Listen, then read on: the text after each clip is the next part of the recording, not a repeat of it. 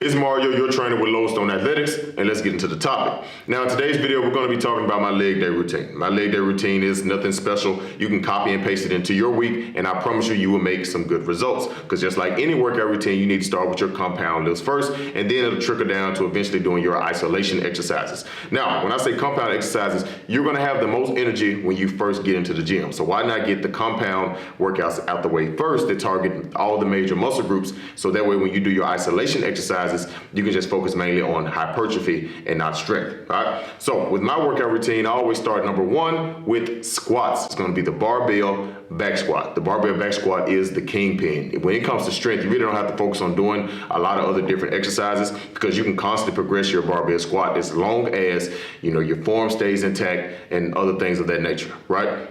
Now, when you're progressing a squat, typically I only do about 5 to 6 sets on my heavy days. Now, when I do that, it's going to be 2 warm-up sets and then three working sets, okay, or 4 working sets if I have to scale up to some pretty heavy weight.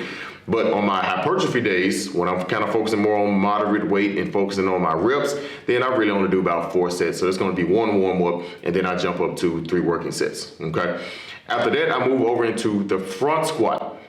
Now, the front squat is going to primarily target the quadriceps, and of course it's going to aid with the strength in your barbell back squats, because the quadriceps are heavily involved in doing the barbell back squat as well, depending on your anatomy. Okay, I'm more glute dominant, so I have to focus more on glutes when it comes to strength in my barbell back squat, but there are people out there that are more quad dominant, and this will help you as well. Now, with my front squats, I do 4 sets, just 4 sets, and right now at this current moment in time, I don't exceed 8 reps. Because I'm slowly progressing and constantly progressing over time, and I only do 8 reps because I'm focusing more on the lower end of those hypertrophy reps in order to constantly scale weight and to get to those higher numbers, all right?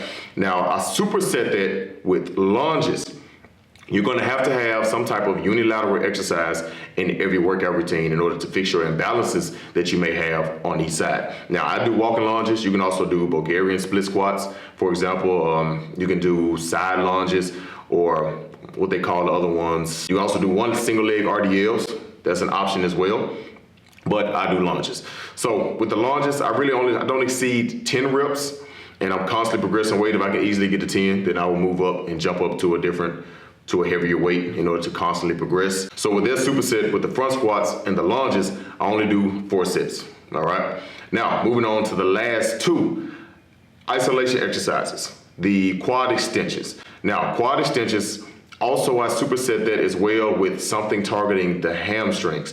Now, here in my gym, I do not have a machine that specifically targets the hamstrings. So what I do is I do Nordic hamstring curls. I would not recommend this for a beginner. You're gonna have to build up your hamstrings first before you work up to doing Nordic hamstring curls. But that's what I do because I have the strength to be able to do them. And it's one of the best hamstring exercises out there. If you want bulletproof hamstrings, the Nordic hamstring curls are the way to go. But yeah, I do quad extensions and I do Nordic hamstring curls. I only do these for 3 sets, and I really focus more on the higher end of reps when I do my quad extensions. So I'm going like 12 to 15 because it's just all about hypertrophy at that point. And then the Nordic hamstring curls, I keep the reps relatively low, between 6 to 8, because I mean, they're hard. They're still hard. I mean, I got the strength to be able to complete them, but it's still a very difficult exercise. So slow and control on the way down, and then just try to come up as fast as possible. But that's my leg day routine. I've been doing this leg day routine for a few years now. It's constantly progressing, constantly able to improve my weight and improve my strength. So if you like it, you can incorporate this into your leg day routine, and that's all I got for you. Lodestone Athletics, stand out, be different.